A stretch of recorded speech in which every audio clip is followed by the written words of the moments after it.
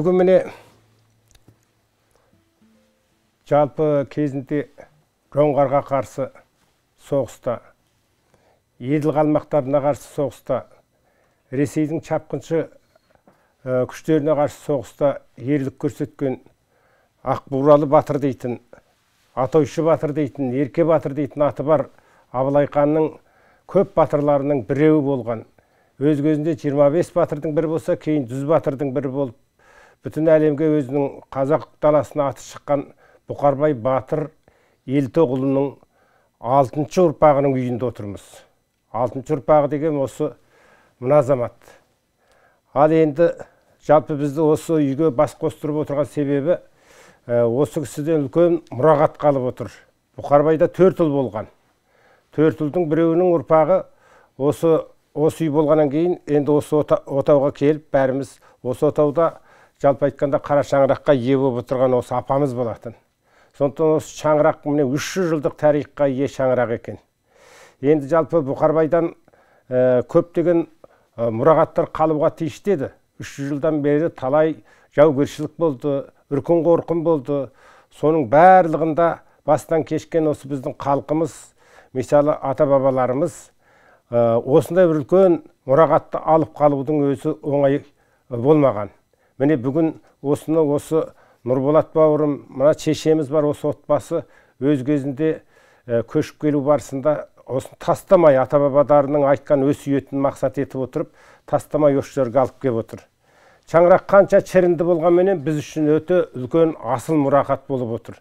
Сондықтан біз үшін емес, жалпы халқымыз үшін, қазақ халқы үшін бұл құнды мұрағат болғандықтан бүгін осында мынау Жұмашәріп ағамыз бар, мынау Өркен бар, бәріміз келіп осыны жалпы енді бүтін халыққа ақпараттық жүйеге жариялауды мақсат етіп отырмыз.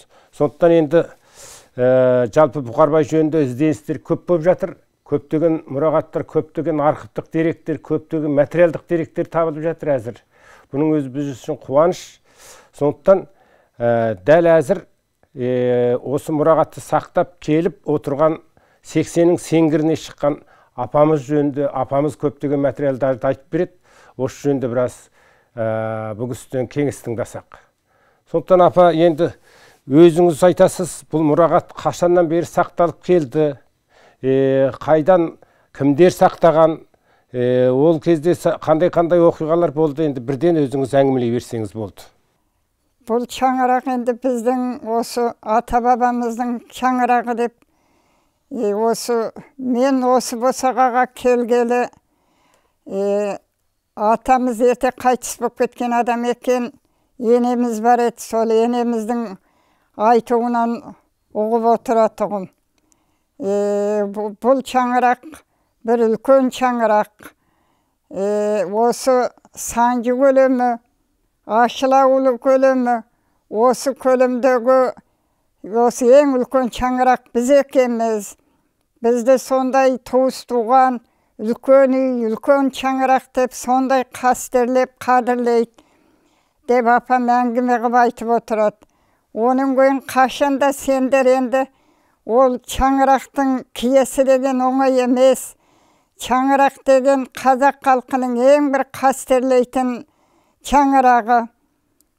Қашанда тіпті осы шаңырақтың сынығы болса да жерге тастамаңдар, қадірлеп күтіңдер деп сөйтіп айтып отыратын енеміз.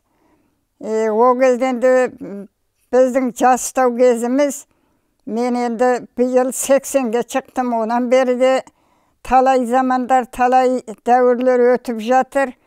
Сол кісілердің айтуы бойынша үлкендердің осы қадірлеп, қастерлеп, сол ана жақтан көшіп келгенде де әйтеу енді жүкпенен қосып алып кеп, үстіп отырмыз. Сол бойынша кеп осы жерге қойып, өзіміз қолданып істетпесек те, сол үйге қойып, үстіп сақтап отырмыз енді. Енді оның басқала енді о кезде апамыздың айтуы бойынша айтқан әңгімелерінің бәрін ана балам да дардай болып қалған, о да оғып білет. Мен енді кішкене денсаулығым аздау. Ендігі қалған жағдайын солланып, балам айтып берсін енді, мұқият. Бұл енді қалайдан қалай сақталып келген, кімдер арқылы осы біз бүгінге жеткен? Мен Мұқият Солтанұлы. Өзімді қысқаша таныстыра кетейін. Солтанның әкесі Рысбек, Рысбектің әкесі Сейсенбі. Сейсенбі деген кісінің әкесі Манат, Манаттың әкесі Бұқарбай батыр Елтоғұлы. Енді әзіргі осы шаңырақ сол батыр бабамыз Бұқарбай батыр Елтоғұлынан қалған біздің осы шаңырақтағы ата мұра деп сақтап, көзіміздің қарашығындай сақтап келе жатқан бірден бір бабадарымыздан қалған асыл мұрамыз. Бұл шаңырақ мен ұлы апам Зақан Көшоқызы деген кісі 1984 жылы қайтыс болған. Сол кездерде ол кісіден айтып отыратын, бұл шаңырақтың тарихын айтып отырғанда, осы қайда жүрсеңдер де, бір жерге көшіп қонсаңдар да, осы бір шаңырақты қадірлеп алып жүріңдер, далаға тастап кетпеңдер, жұрттарыңда қалмасын.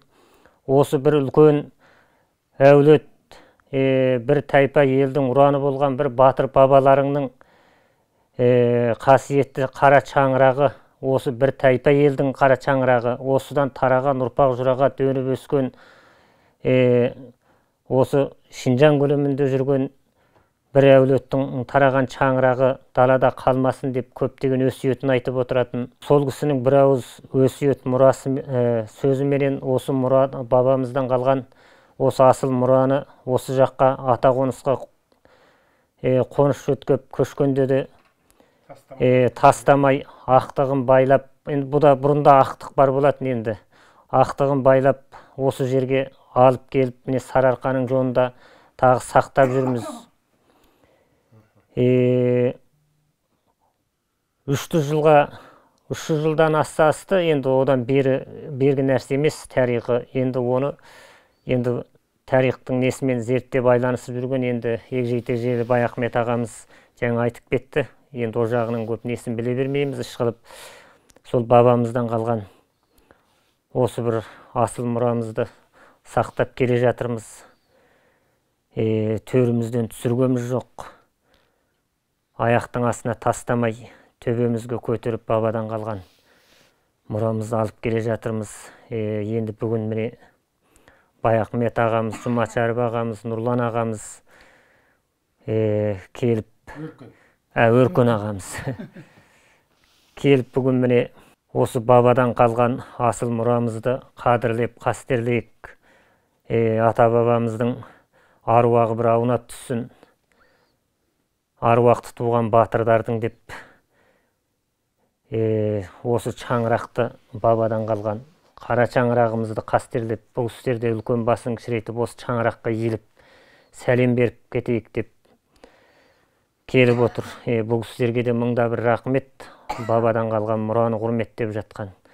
Бұл кісілерде енді біздің көнеміздің көздері. Бұл мынау екі қатар, міне біреуі жоғары тесіліп, біреуі төмен тесіліп тұрғаны.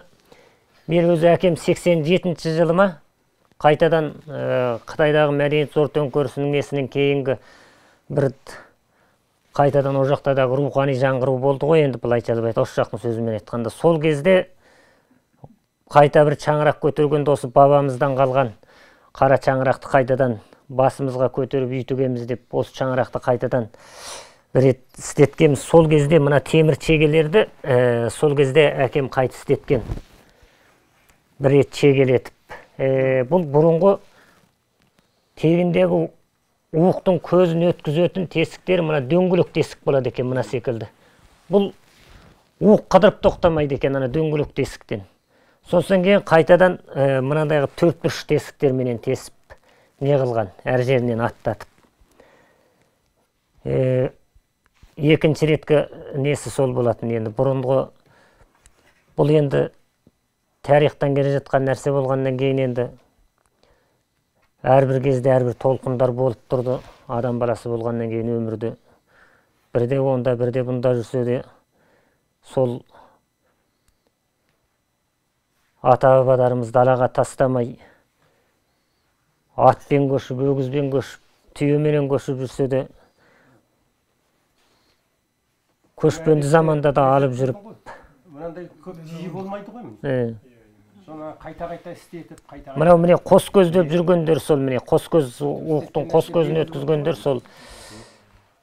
Қайырлы күн, қазақ елі. Мынау міне Аллаға мыңда шүкір міне.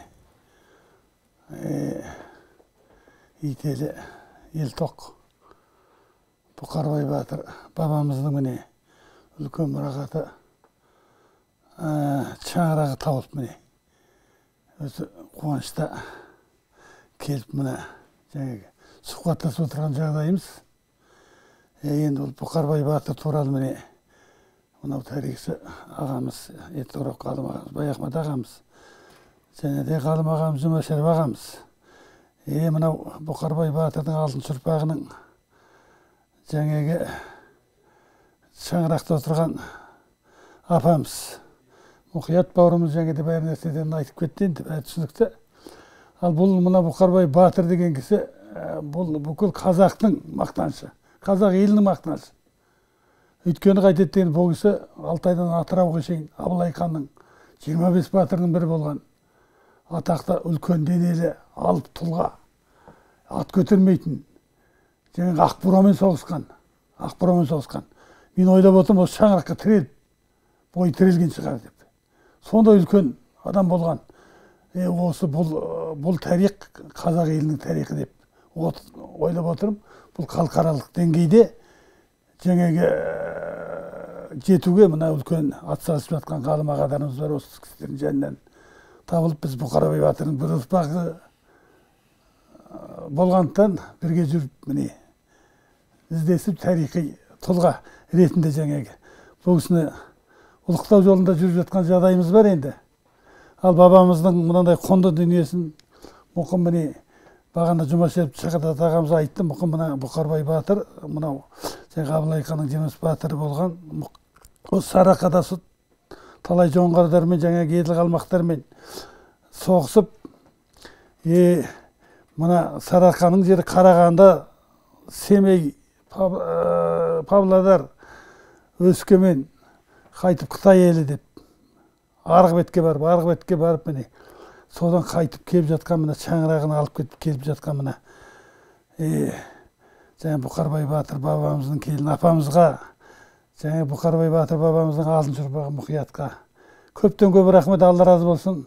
Алла тағала Бұқарбайлап осы шаңырағымызды қастерлеп баршамыз жүре берсек, Алла аманшылық берсін. Рахмет.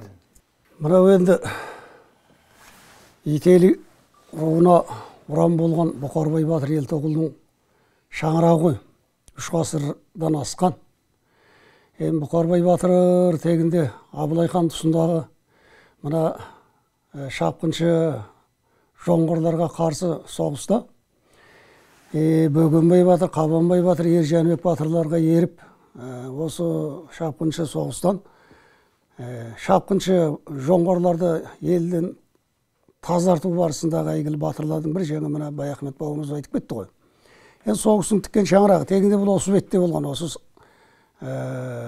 Сарыарқада, оның кейін мына Шығыс Қазақстанда, осы жақта болған бұл кісінің дәуірі. Қазірде бұл кісінің енді жатқан жері осы өңірде. Ал кейін осы 3 ғасырдан бері саяси түрлі тұста аумал төкпел жағдайлар көп болды. Сонда мына ұрпақтары бұл шаңырақты қадірлеп, қастерлеп, арғы бетке Қытай жеріне апарып, одан қайтадан дәм тартып, міне бұрынғы сол батыр бабамыздың жорық жасаған өңір осы жерге Сарыарқаға қайта алып келді. Сонда мына шаңыраққа 3 жыл деген оңай жыл емес енді. Қазір бұлай бейсеңіз, мына ағаш деген шіріп кетеді екен. Қолыңа топырақ құса бүгіліп тұр. Енді сонда да осы мына батыр бабамыздың міне 5-ші ұрпақ келіні 80-нен асқан мына апамыз отыр.